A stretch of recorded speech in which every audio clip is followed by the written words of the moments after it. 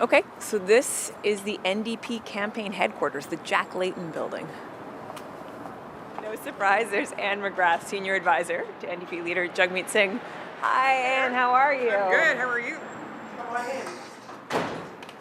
How are you feeling? It's almost go time. I know, I'm kind of excited. I love campaigns, so I'm starting to get really revved up, and there's a real good kind of buzz happening in the campaign office, and people are getting ready. So I love this part of the campaign, but I will be very happy when it actually gets started. The starting bell will be an exciting moment, I think. And that starting bell rings tomorrow, kicking off an election campaign that's likely to be dramatic and historic. I'm Catherine Cullen, and this week on The House, the information you need to make sense of this campaign. The CBC's chief political correspondent on what we've learned this week about Mark Carney and what to watch for in this campaign. Then, the challengers. Conservative House Leader Andrew Scheer on standing up to Donald Trump, and NDP strategist Anne McGrath on why she believes her party can still gain some ground. Plus, how not to get duped by election misinformation, like why that pro-51st state Facebook group could be a little fishy. So, let's get started, because the campaign is about to begin. The House is now in session. Okay, Rosie, it all starts tomorrow. You ready? Caffeinated, hydrated? This is what I live for. Yeah. Okay, well, before the writs are dropped or drawn up, if that is your preference, let's start with what we need to know to make sense of this campaign. Rosemary Barton is the CBC's chief political correspondent. Rosie, thanks for this. A pleasure to be here. So obviously the trade war with the U.S. makes this campaign different, but still we keep hearing it's historic. What about the personalities, the dynamics makes this campaign so unique? Yeah, I mean, I'll get back to Donald Trump because I think that is the primary thing that makes it unique. But this is a historic shift in the polls. I don't think I have ever seen anything like this. A party that was 20, 25 points ahead, now essentially tied with the Liberals. So the stakes are incredibly high for the Liberals and the Conservatives. We also have a federal leader in Mark Carney who represents change and yet is still the leader of the party that was in government for almost a decade. That's a kind of a hard thing to wrap your head around, but he's trying to shift the Liberal Party in a different direction. He is also an untested politician. He's only been a politician for a couple of months. So how is he going to fare on an election campaign where really it is a grind and you are being questioned every day, every single day? And Pierre Poilievre, his whole, it is not overstating it to say his whole career is riding on this. Yeah. He thought that he was going to be the next prime minister, and now he's going to have to fight for it. That's what makes this a real race. And I'll just end on the Donald Trump piece again, because I think it's important. No matter what happens over the next number of weeks, Donald Trump at any point could say anything to upend the momentum of any of these parties. And that is not something we've ever experienced in a federal campaign either. And in a way, almost certainly will. Yes. It seems inevitable. Of course. Now, you and I had an interesting week because we both went to London, Paris, and Iqaluit covering the Prime Minister. Since then, we've seen him skate with the Edmonton Oilers. He held a First Ministers meeting. What do you understand? What did you learn about Mark Carney that you didn't know a week ago? That he has a very clear vision. He has a very clear plan for the country. He has a strategy for taking on Donald Trump, that he is personally pushing those ideas. That trip that you talked about, that was his idea. Let's go see the three roots of this country in the UK, France, and Nunavut. He is different than Justin Trudeau. The Conservatives may try and make suggestions that he is the same, but he is different. He's scrapped the carbon tax. He's scrapped the capital gains inclusion rate. He has an openness to pipelines. He doesn't really believe in a hard cap on emissions. And he has a deep connection to the economy and a desire to see a stronger, independent Canadian economy and more security for the country. What we also learned, though, and we won't get too far into this, is that he doesn't always do very well when questioned. When he gets tough questions, particularly around issues about his integrity and his value set, he can be prickly and be upset about that. So that, to go back to the first question, I think is the test for him. How will the stamina of someone who's never done this before endure over these number of weeks? And how will he control that piece of it? The fact that reporters can ask you any question they want, whether you like it or not. We're also seeing the Conservatives turn up the heat right now in their attacks on Carney because, as you said, we've had this dramatic change in the polls. What do you think we learned about the Conservatives going forward? Listen, I think they still haven't figured this out. I think they're still grasping at how to define Mark Carney. I'm not saying they won't get there, but I think it is still very much them throwing spaghetti at the wall. So the things that they're saying, that he's sneaky, they're still trying to question his business dealings and whether or not there is going to be any potential conflict there. Questioning again whether he is so different than Justin Trudeau, given that he's working within the confines of his cabinet and his caucus. I think they're also still really trying hard to fit the election into the frame of the carbon tax. And you saw that again this week when Pierre Poilievre said, hey, we're getting rid of the industrial carbon tax too. So we're really different than Mark Carney. This is a very experienced team and an experienced leader. I think that they will probably find the point of vulnerability here for Mark Carney, but I'm not sure they're going to have enough time, right? That's the other factor here. This is a really fast campaign, and that we believe it will be. That is a calculated thing on the Liberals' part. They want to minimize risk and opportunities for mistakes. If the Conservatives are just counting on the Liberals and Mark Carney to make a mistake, I'm not sure that is the winning strategy. But they're going to throw everything they can at it, and you and I both know it's going to be pretty ugly. It is going to be fascinating to cover. Thank you, Rosie. You're incredibly busy. Pleasure. Appreciate you taking the time. Thanks, Catherine. Rosemary Barton is the CBC's chief political correspondent. As Rosie said, the Conservatives are facing a bigger challenge than they expected this campaign. To talk about how much Donald Trump is on the ballot and the party's vision for Canada, I sat down with Conservative House Leader Andrew Scheer. He joined me in our Ottawa studio Friday afternoon. Hi, Andrew Scheer. Welcome back to the House. Thanks very much for having me. Do you believe that this election will be decided by who can best deal with Donald Trump? I believe that this election is going to be decided by who can best make Canada strong, that can stand up to threats, but to put Canada first, and address the still raging cost of living crisis that is facing Canadians. And the two really go hand in hand. You know, if we look at Mark Carney, he moved his head office to New York City, bringing jobs and investments into the United States. You're talking about when he was the chair of Brookfield Asset Management. He made a decision urging his board members and shareholders to take investments and jobs out of Canada and put them in the United States. When I look at Pierre Poilievre, he's been advocating and fighting to bring jobs and investments to Canada. Things that will address the cost of living crisis that Canadians are facing, like cancelling the entirety of the carbon tax, which is something that the Conservatives have promised. Mark Carney is pretending for the next few days that he's changed his opinion on the consumer carbon tax, but he's said that he's going to create a shadow carbon tax. He has killed it. You're concerned about the fact that it still exists in legislation, but the Parliament isn't sitting right now. He's killed it. Well, he wrote a book called Values, which defined him as a human being, Catherine. And do you think that you would let a conservative who has spent their entire life advocating and lobbying for a policy to suddenly say on the eve of an election that he had changed his mind and let him get away with that? Of course not. He believes in carbon taxes. He said the carbon tax was far too low. He said he's going to call it a shadow carbon tax and increase it on the production side too. So if Canadians really want relief from the carbon tax forever in all ways, then the choice is the Conservative Party. We can get deeper into questions around carbon taxes in a minute, but I just want to stay with this question of Donald Trump. Conservative supporters are the most likely to also support Donald Trump of the major national political parties. Does that make it harder for you to call Donald Trump out? No, our leader's been very clear. These tariffs are unjust and unfair and unjustified. But Donald Trump himself said that he's rooting for Mark Carney. And it's no surprise. He knows that Mark Carney will make Canada weaker.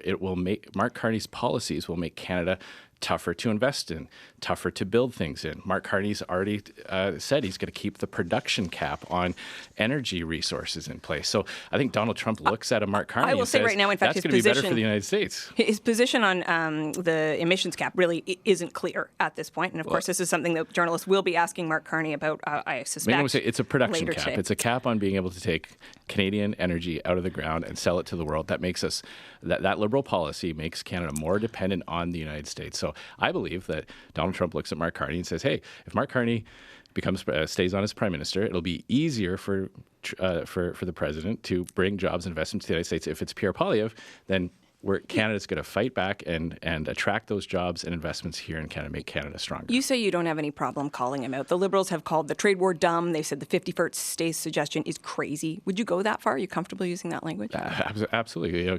Canada is our home. It's our country. When you look at our leader Pierre Poilievre's message, it's we will fight every fight. We will do whatever it takes to preserve the independence and sovereignty of Canada. And the best way to do that, especially during this economic threat, is to make Canada stronger. We had our allies coming to our country under the Trudeau-Carney Liberals, begging to be able to buy Canada's LNG. The Liberals' policy, that production cap that we were talking about, I will say you are going to, I take your point, you're going to insist it is a production cap. The stated nature of the policy, the Liberals insisted it is a cap on emissions. And what it does makes not emissions? Production makes but emissions. It does not explicitly limit production. Okay, well, I mean, listen. If you say you can't have the outcome of the production, then what you're saying is you can't have the production. But back to the point, telling our allies, no, we're not going to sell you clean, ethical Canadian LNG made Canada weaker. Those billions of dollars of investments went to the United States. I watched in great frustration the Prime Minister of Japan in the Oval Office making a deal that he wanted to do here in Canada. But that liberal attitude of leaving the oil and gases in the ground, something that Mark Carney himself has said. He said we need to leave it in the ground, will make Canada weaker. So the best way to make Canada stronger, to put Canada first, is to make Canada the type of place where investors are desperately trying to get in so we can create jobs for Canadians, we can build up our economy, and we can weather this economic threat. Let's talk about how far you're willing to go, actually, when it comes to issues of resources and the balance of climate and energy.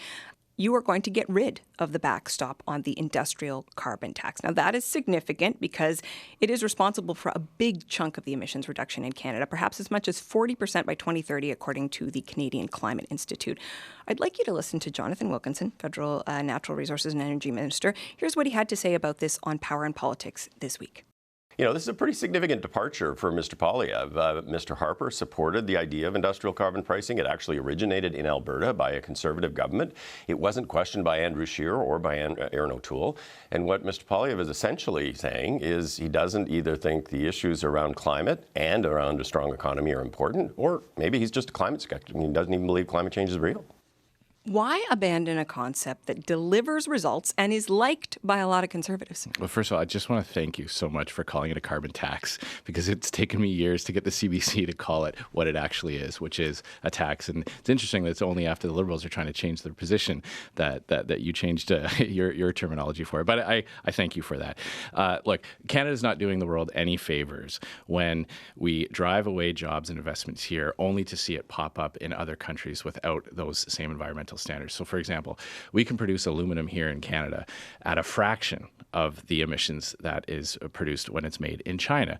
So by increasing a carbon tax, especially when Carney's talking about taking the consumer tax and applying it to the industrial side, it's going to be an even bigger carbon tax on our I am steel, talking about your policy and why you would manufacturing. abandon something that's reducing emissions. Because it's not reducing global emissions. That's the thing. A molecule of CO2 does not need a passport to travel around the world. It would reduce Canadian emissions. But look, if Canada is part of the globe. If the point, we all breathe the same air, and Yes. those molecules all go around the world. So if we have a domestic policy here that drives away investments, production at lower emissions, only to see them pop up in China, I think the rate of new coal-fired electrical plants in China is something like 2 a week coming online. Okay, that's not doing the world any favors if we tell our steel and aluminum workers that they have to be out of a job so we can see more production go to China and more CO2 emissions at the end of the day in the planet. What we're talking about is let's reduce global emissions.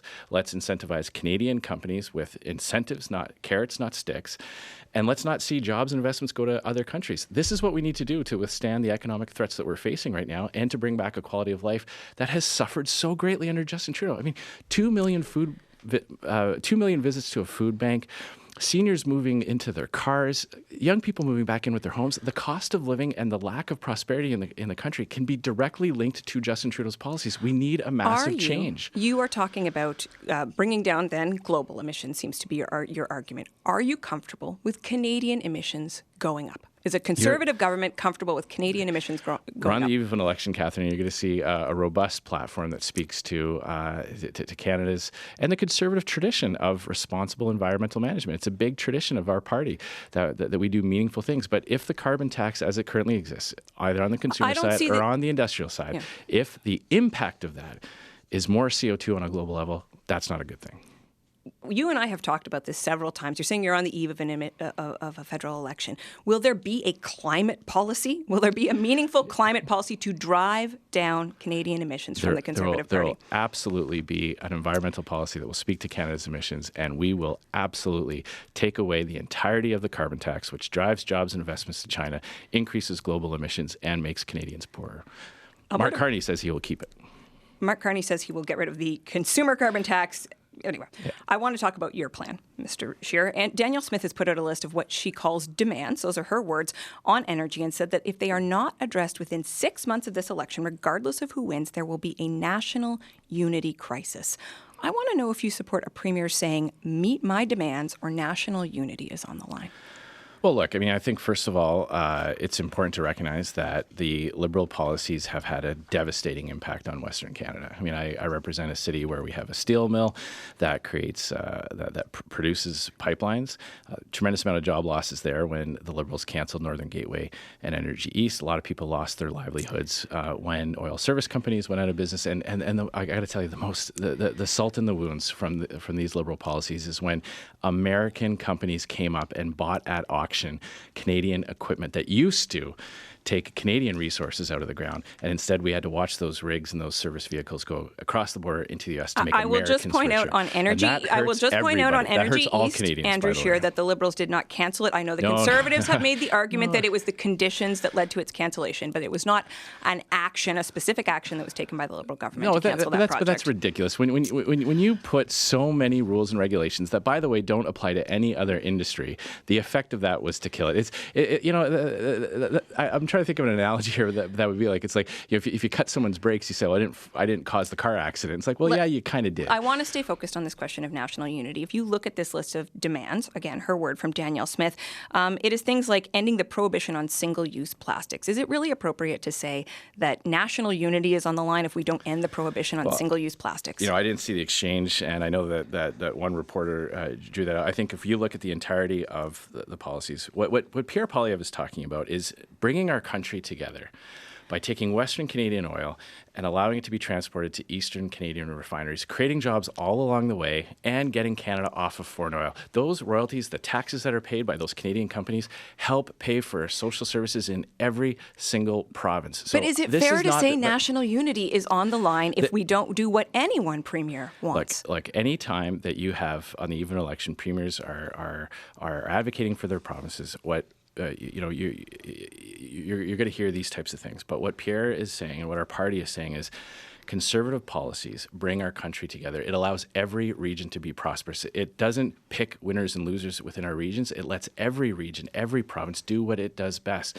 And by saying that we can lower our dependence on the American economy by exporting our natural resources to Asian countries through something like Northern Gateway, which the Liberals canceled. That was a pipeline that would have brought Canadian energy to a deep water port to open up markets in India, China, Japan. The Liberals said no to that. That means that, again, Canada sells its natural resources at a discount to the United States. That's not good for any region in Canada. And our message is, let's bring our country together. Let's do it with big nation-building projects. Let's say yes to our allies when they come, and whether it's Eastern Canadian products or if it's Western Canadian energy, let's start saying yes to the world. Let's build. That's good for every region. Okay. We are out of time for today. We hope you will come back. Will you come back during the election campaign, Andrew Scheer? I'm not sure where I'll be throughout the campaign, but I'm sure we'll have the opportunity to chat. Okay. Thank you very much for your time today, Andrew Scheer. Thank you. Conservative House Leader Andrew Scheer. A few hours after that conversation, Mark Carney announced his plans to change the way projects like pipelines are built. He said he and the premiers have agreed to work on a new national trade and energy corridor strategy and a streamlined approval process for resource projects. First and foremost, what we're looking to do is to provide, as I said a moment ago, the frameworks to provide greater certainty and duplication, create a sense of urgency that is required by the crisis And sometimes, I actually didn't mention, but I'm going to mention again, we are in a crisis, not of our own making, but that is the case now. Carney also said there is a role for an oil and gas emissions cap, though he also talked about Canadian oil production growing if emissions can be driven down through technology like carbon capture and storage. Now, back to the NDP. Anne McGrath is a campaign veteran and senior advisor to NDP leader Jagmeet Singh. When I met with her Friday at campaign headquarters, I asked her if, even after all this time, she still gets nervous this close to an election. It depends on the campaign. I've been in campaigns where things were looking great for us, and they didn't necessarily turn out great. 2015, for instance, where it looked like Tom Mulcair might be prime minister. Exactly. Or 2013 in British Columbia, where they said that our leader could kick a dog and would still be premier.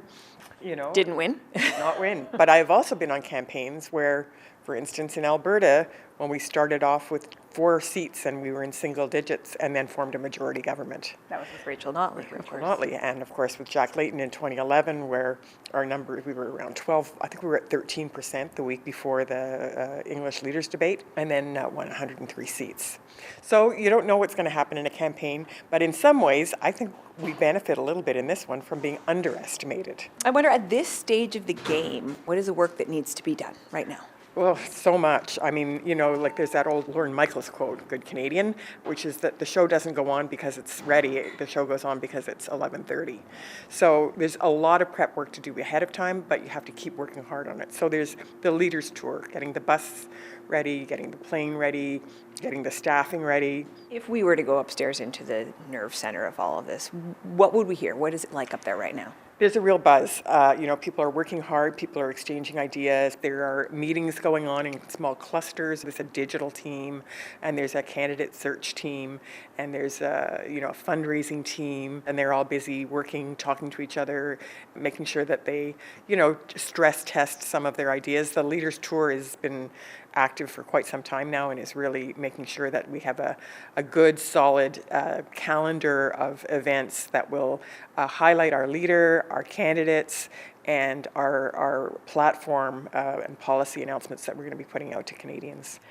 What is keeping you up at night at this stage of the game, Anne McGrath? Less than sometimes you would think. What would keep me up at night? I think I'm interested to know what the length of the campaign is going to be. I think that we're going into this eyes wide open. We know that we are facing some challenges, but in many ways we do best when we face challenges. We're used to being underestimated, and we're used to having to fight to get our share of the spotlight and people to listen. And once people listen to what we have to say and see our leader and see our candidates, I think they're very much more open to us. And during a campaign, there's much more of a level playing field because there are spending limits, so the Conservatives can't outspend the way that they have been going into this campaign. There's a lot more scrutiny of the leaders. We have a seasoned leader who's a very good campaigner, and the other two have never done this before. We haven't sort of said the quiet part out loud, but I think there's a tacit acknowledgement in what you just said. The polls do not look good for the NDP right now. There's been this dramatic shift, but it has not been working in your favor. What makes you believe that you can turn that around? And this feels like a change election, and you are the folks who have the leader who's been around the longest, the one that worked with the government in the supply and confidence agreement. So how do you climb out of this hole? Well, I think the big thing for us is that what the other two parties have is fairly conservative leaders. Obviously Pierre Poilievre is conservative, but Mark Carney is probably the most conservative leader that the Liberals have had since Paul Martin. And I will remind people that when Paul Martin became Liberal leader, his whole goal was to wipe out the NDP, and it looked like that might be possible, but it didn't happen. And, as our leader, as Jagmeet said yesterday, the other two leaders would probably love it if we disappeared. I personally am not in favor of that American-style system where there's only two parties and two choices. And even though I know the other two parties are going to say there's only two choices, there are more than two choices. Is this an existential election for the NDP? No, I don't think so. I think that there's a lot of support for us across the country. I think millions of Canadians support us and will continue to support us. And we have amazing incumbent MPs and candidates. And, we have seen through whether it was the Ontario election as the most recent example, that where there are NDP elected members of parliament or provincial parliament, that people support them. They like our MPs, they know that they work hard for them, and they're rooted in their communities, and they're fighters for their community. It is a very busy time. Anne McGrath, thank you for taking the time to talk to us. I hope you can stay caffeinated over the next few weeks. Yeah, there's a couple of big canisters of coffee up there, and it gets a little tense when they run out. It's nice to see you, Anne. Nice to see you. The NDP's Anne McGrath. Lots more coming up on the House podcast, including my conversation with two poll analysts about whether we put too much emphasis on poll numbers during election campaigns. I'm Catherine Cullen. You're listening to The House, making politics make sense. Make sure to give us a follow so you never miss an episode, and tell us what you think of the show. You can email us at thehouse@cbc.ca. So as we go into this election, where will you learn about the big issues on the campaign? CBC's The House, we hope. Maybe your favorite news site? What about social media? So Facebook, there's no more news on the platform. So it's kind of a bit of a Wild West. There's not reliable voices to the same extent as there have been in the past. And Facebook has been, for a long time, a real avenue for manipulation. McGill University's Angus Bridgman says that since the last election, the social media landscape has changed a lot. Since the Online News Act came into effect, for instance, Facebook has banned all news. And there are other ways that what you see there might not be real. I'll give you an example that we've been tracking kind of going into the election, which is the emergence of many groups talking about 51st statehood of Canada on the platform. And these are groups with 20, 30, 40,000 members. And so it's, this conversation really emerged recently. Is it possible that there are so many Canadians and there are so many posts about that coming from Canada? Well, maybe. But in some instances, we found groups that are very old, so 10-year-old groups that now have been renamed and repurposed. And so we've been tracking this kind of closely. And one of sort of the pieces of that investigation is looking at how expensive it is to buy these old groups. And actually, you can procure a Facebook group with 100,000 members for not that much money. It costs a few $100s. You can repurpose it, get a set of bots on there to sort of have an organic conversation. And suddenly you now have a situation where a Canadian going to that is going to go, wow, in my community, there's a ton of support for this idea, even when there's absolutely no support.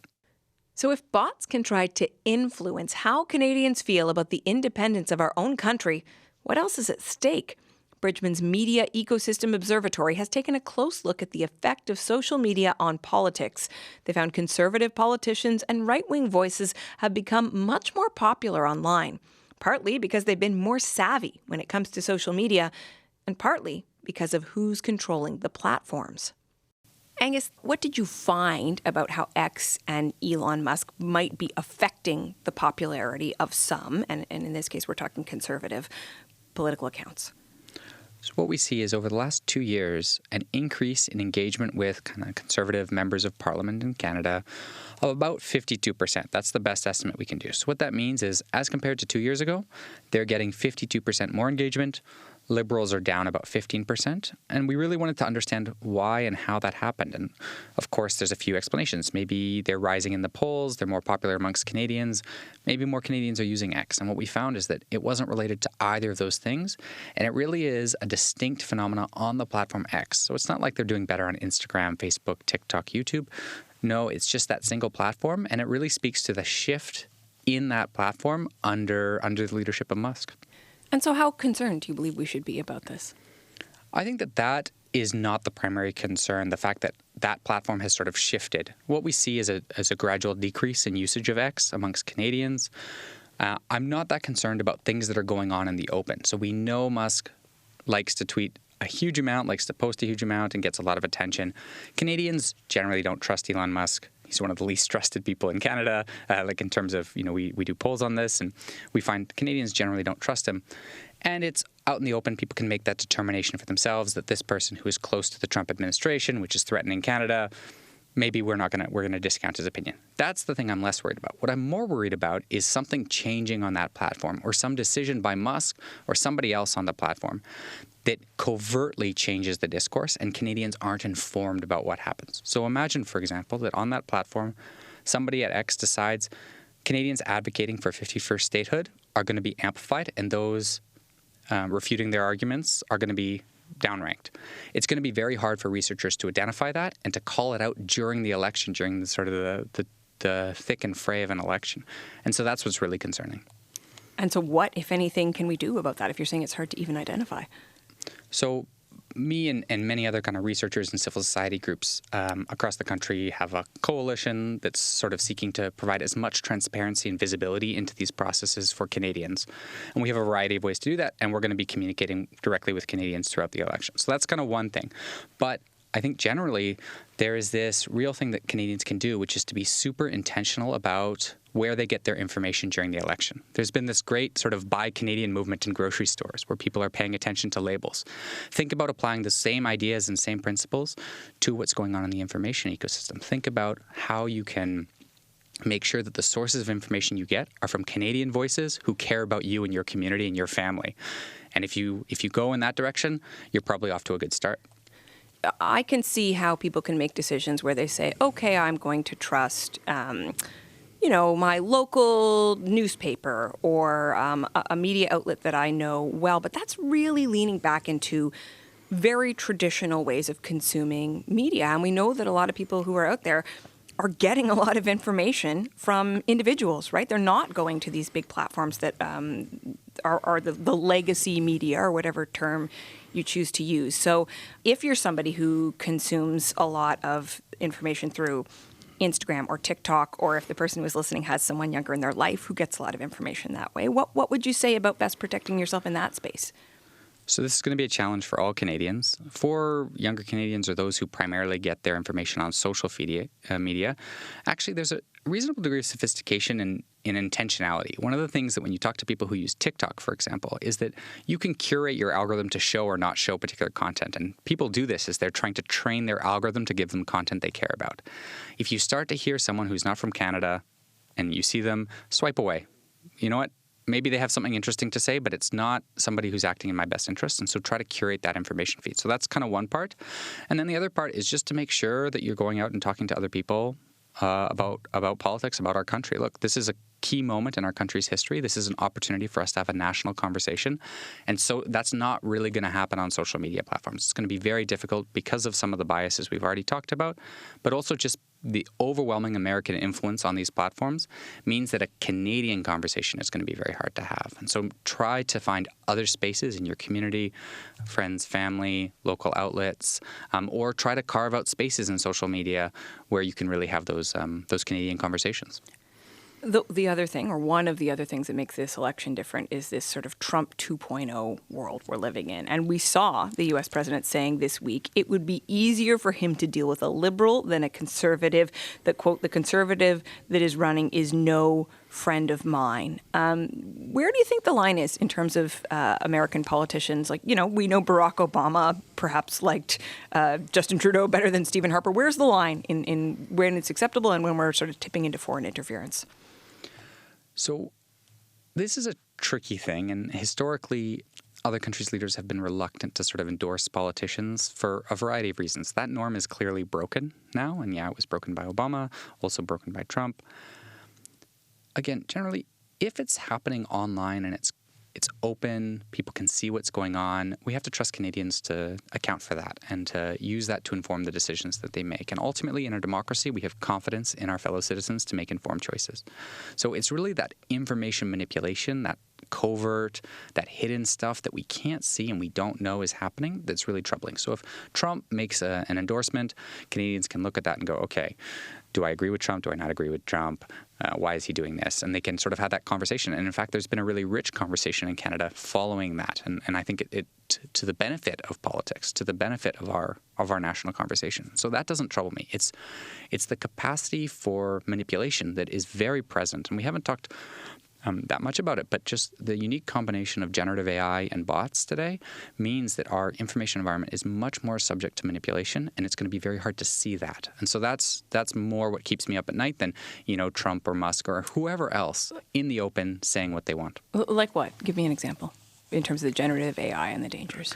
Yeah, so a great example was last year with the Kirkland Lake bot incident. This was an instance where Pierre Poilievre gave a rally in a small town of Ontario.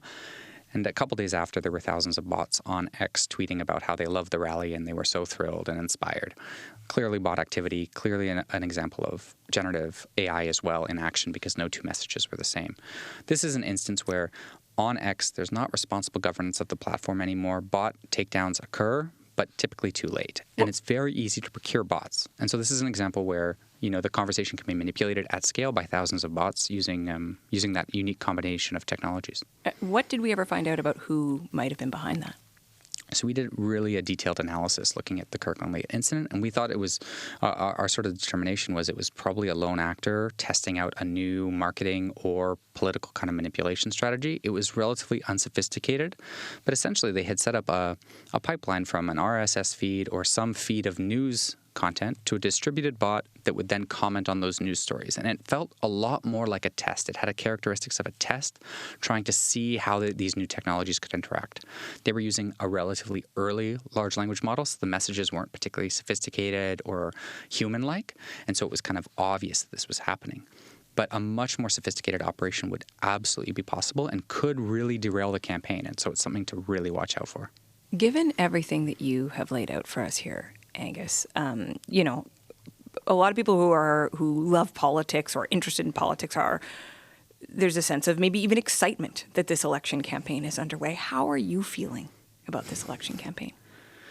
Yeah, I'm excited as well. I think this is a critical moment in charting the future of our country. I think it's going to be a great conversation. I'm extremely worried about some of the potential pathways for information manipulation. We've talked about bots and AI. There's also the role that influencers play now in our discourse. There was another example last year with some Russian funding of a Canadian media organization. This is the Tenet Media case. The Tenet Media case, yeah, absolutely. And what they were doing is they were funneling money to influencers. And so this is sort of another example of a different strategy that can be used to try to manipulate the information environment. There's China, there's India, there's Russia, there's the United States, all of whom have stated interests and clear reasons to manipulate Canadian politics. So I am worried going into the election, but I think, again, sort of that intentionality, that focus on a Canadian conversation, and we should be able to get through this. Okay. Thank you very much, Angus. My pleasure. Angus Bridgman is the director of the Media Ecosystem Observatory. And if you see evidence of misinformation or bot activity online during the election campaign, you can take a screenshot and share it with his team by visiting electiontipline.ca.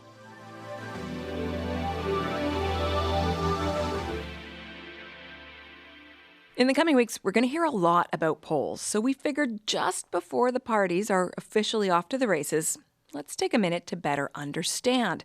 How reliable are these numbers? What do they really tell us about what our next government might look like? And where should we draw the line in talking too much about public opinion? We've got two people who understand the ins and outs of these issues. Both are poll analysts. Philip Fournier is editor-in-chief of 338 Canada, and Eric Grenier is the author and publisher of the Writ.ca and runs CBC's Poll Tracker. Welcome back to the house to you both. Happy to be here. Hey, thank you, Catherine. Listen, it's almost go time. How are you both feeling? It's going to be fun. We're both excited, I think, to get going. We both love campaigns, and it's already starting to feel it. You can feel the energy already. Philippe, you feeling energized? It feels like we've been in a pre-campaign for, 8 weeks now? But this is, the playoffs are starting for us, and I'm ready to go. I want to ask you guys, Eric, I'll start with you. Most people are obviously not as poll literate as you two are. What is one thing that you want people to know, to kind of have in their back pocket so they can think critically about what they're going to hear over the next few weeks? Well, one is to take the polls in the context of everything else that is happening in the course of a campaign. One, there's always going to be many different polls, so no one should live and die by a single poll, get their hopes up or get their hopes crushed by a set of numbers that come out. And also that it is just a guide of what is happening in the course of a campaign. It's not necessarily something that is supposed to tell you how to vote or who is going to win. It does show who is leading, and it does often explain what a lot of the parties and the leaders are doing in the course of a campaign. When you're a front runner, you're going to act differently than when you're trailing. When you're way behind, you're going to act differently. And so I think polls can help people understand what is happening in the course of a campaign. And in that sense, they have a bigger role to play than I think a lot of people think when they just see it as a horse race. Philippe, what do you want people to have in mind? when polls are conducted properly by professionals, they constitute the most objective information you will ever have about a campaign. During a campaign, the parties, they buy advertising, they have, of course, rallies. Everything is made to influence you, to spin the news their way. The polls, if they're done correctly, will give you the score of the game. And that's why I like following the polls so much, because it tells the story of the campaign, even though every which way the narrative will be pulled. Eric, that gives a sense of polls almost being a science, but there's certainly an art to them too, or maybe a discussion about scientific methodology. There are different ways you can get people to respond to polls. There are online polls. People can be polled by phone. Is one kind of poll better than another in terms of how they approach the subjects? You're smiling at me. We're wading into controversy right away. It's a dangerous question. My favorite kind. It is. Things have really changed over the last 40 years, because it used to be that all the polls were done the same way, right? They were done with a phone call with a live person on the other end of the line and asking you what you're going to do in the election. What do you think about this or that issue? And over time, it's changed now that there are still those polls that are being done. And unlike what a lot of people think, they do actually call cell phones when they do that polling.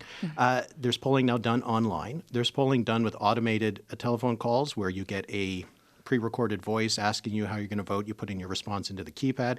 And even now we're starting to see text polling. So things have really shifted over the last few decades. And who is doing the best? Well, it all depends usually on the election itself. Some elections are better suited for different methods. Other elections are better for different methods. And you see increasingly pollsters even mixing their ways of polling. So who does it the best and which method is the best? It's an answer. You can't give that answer. You almost have to wait till the day after the election, which is probably the least useful time to find out which poll was right. Philippe, I wonder, is there another piece of information you would suggest people look at, be it the sample size, be it the margin of error, or like sort of comparable margin of error? Like if I'm looking at a poll, Right. where do your eyes go first? Well, my eyes go first who polled, of course, because we know that pollsters are not created equal. There are really good pollsters in this country, but there are also some pollsters that have not a track record as tested at others. And so I'm looking at who polled. How much did they poll matters, but this doesn't usually change that much. It's usually between 1,000 and 2,000, with the occasional big sample size. We had the Angus Street Institute release a poll last week that had 4,000 respondents, which is substantial. Just showing off at that point, really. Well, well, maybe, but it also allows them to give us better regional numbers. When we have a poll that has 1,000 respondents, you usually have maybe 100 respondents in British Columbia. So, the information is interesting, but it contains a lot of uncertainty. So, with the sample size, the subsample sizes increasing, you have a better, accurate, you would think, result of the landscape. So, Eric, how do poll analysts like yourself take those top-line numbers and then give us a sense of what the government could look like? Well, I think that's one of the uses of projection models and things like that, because we're not a presidential system where if you have the most votes, you end up becoming the government. We have a system where there's 343 different elections taking place across the country. And as we saw in the last two elections, just because you win the most votes doesn't mean you win the most seats. The Conservatives won more votes than the Liberals in the last two elections, and the Liberals won pretty sizable minority governments. So you do have to be able to take the poll numbers that you see and turn them into some reasonable estimate of how many seats each party would win. There's different ways to do that. Philippe and I have similar systems where you take the results from the last election, you look at how the polls have changed since then, and you swing the results in each riding across the country to the same extent. If a party's doubled its support in a region, then you double their support in each riding within that region. And that gives us usually a pretty accurate bead on who would win the most seats. It's not always perfect. There are always going to be some individual errors. But it is a useful tool to try to understand an election campaign. Because, for example, right now, when you have a tie between the Liberals and the Conservatives, the Liberals can win a government with that. The Conservatives need to be further ahead. And that gives you another sense of context, right? If you see a poll that has the Conservatives and Liberals tied, it might mean that's neck and neck, but it doesn't mean that it's the same chances both sides will win. And that is about where support is concentrated, right? It's about efficiency of a vote. So if Conservatives have a lot of support, but it's all, you're going to get 98% of the vote in one riding, that's an inefficient vote, right? Yeah, the Conservatives tend to run up the numbers in Alberta and in Saskatchewan and rural Ontario. It doesn't give them extra seats. If you win a lot of seats with 80% of the vote, while the other party wins even more seats with 45, that's what the vote efficiency, how plays out. Philippe, I want to talk a bit about the election that's right in front of us. And this could be a really exciting race. It's a time when Canadians are really, I think, catalyzed by politics, given everything that's happening with Donald Trump. I wonder how much you think voter turnout could impact what happens.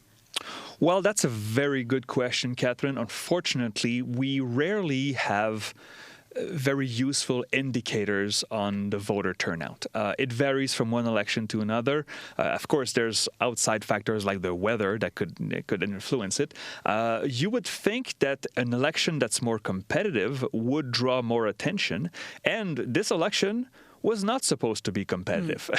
In December, Eric and I were discussing on our show that, will the Conservatives win 200 seats or 220? And now we look at the numbers right now.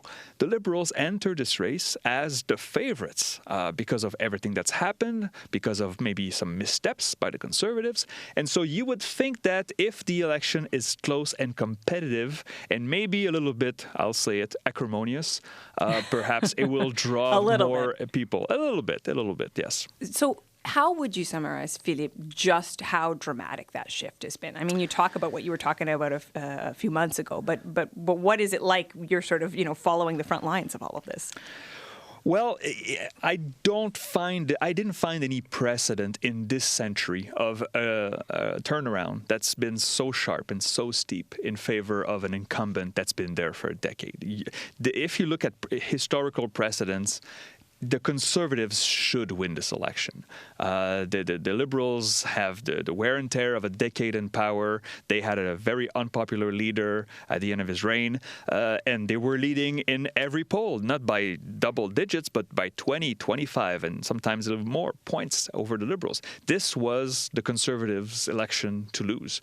And since M. Trudeau announced his retirement, since, of course, Donald Trump began his daily attacks on our economy, our sovereignty, Canadians have been paying attention on who would be best positioned to defend Canada's interest. And it seems, at least by the numbers, that the Conservatives have fumbled this part. And now they have, 5 weeks left to rectify that. Otherwise, they will be on the opposition benches for another term. Eric, where do the Bloc and the NDP fit into this picture? Increasingly on the outside. And I think that is what is really dangerous for the New Democrats, is that we've seen recent polls have had them as low as 9%. You're looking at maybe the 93 election when things were that rough for the New Democrats. They've been completely squeezed out of this debate because as a third party that has traditionally been, the conscience of Parliament, a lot of people, I think, right now are looking more at who's going to deal with Donald Trump. And I think that has really pushed aside the New Democrats. And in Quebec, the Bloc Québécois has also been pushed aside by this debate. We've seen support for sovereignty, Quebec sovereignty, drop over the last few months. And I think there is a relationship between how Quebecers are feeling, how secure they're feeling face-à-face with, Donald Trump and in the United States. And with the NDP going down and the Bloc also going down, it increases the odds that a party will win a majority government because there's just going to be fewer seats that are being left on the table by those other parties. You have both given us the tools to help us maybe better understand the polls. In closing, I want to just kind of put this into context, and I'll start with you, Philippe. So much talk about the polls. Do you worry about an over-reliance on them, or when we find ourselves in a place where the polls are driving the conversation rather than the policy and the politics itself? Well, this is like ignoring the score of a hockey game and instead trying to see whether they should play the trap or more offensively. It goes hand in hand. If it wasn't for the polls and the studying of moving demographics, I know I would not follow politics as much as I do. And I think there are a lot of people like Eric and I who are drawn by these numbers and the changing landscape. This is what we like. And so why not talk about it? And I'm very glad you asked this question because I hear it every campaign. Too much talk about the polls. It's like, we tell you the score of the game. if it is something that engages people and gets them interested in politics, then to me that's a gateway to those debates about politics and maybe even involvement in politics. So if I'm a gateway drug to an addiction to politics, then I'm very happy to be that for sure. Okay, listen, has anyone become addicted over the course of this conversation? I don't know. Listen, I would argue we want a healthy mix, and you both putting this into perspective for us, I think, is exactly what people need. So thank you so much for making the time, and off to the races. Good luck. It's going to be fun. Merci, Catherine. You can read up on Philip Fournier's projections at 338canada.com, and you can catch Eric Grenier's analysis at therit.ca and at cbc.ca/poll tracker. Okay, that is it for us this week. Our crew on the house is Kristen Everson, Emma Godmere, Benjamin Lopez-Stephen, and our senior producer is Jennifer Chevalier. Thanks also to Caitlin Crockard for technical help. I'm Catherine Cullen. Thank you so much for listening.